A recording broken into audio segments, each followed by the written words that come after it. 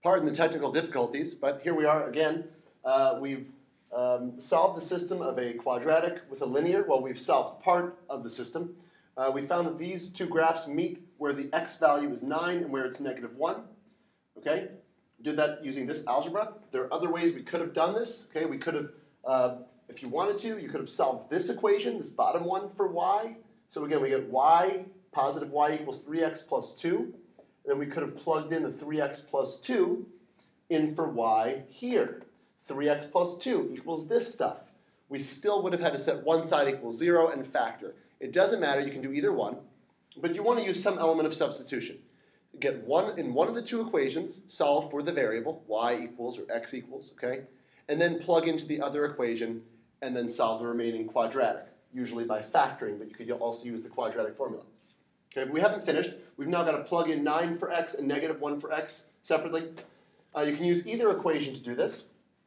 All right, the top equation is already in y equals form, and we are going to be solving for y. So it might be easier to use the top equation.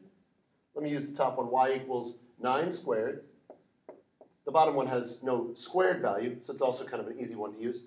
9 squared minus 5 times 9, minus 7. We're just plugging in 9. 81 minus 45 is 36, minus 7 is 29.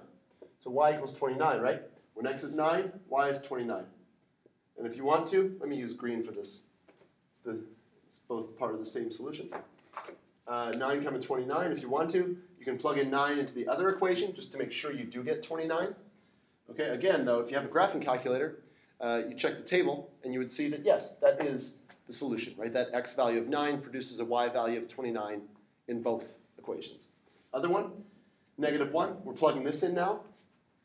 Let's just erase this. Plugging -1. Let's use the bottom equation this time.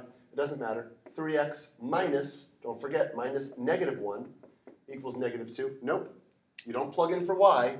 That's wrong, right? Hope you guys caught that before I made that mistake.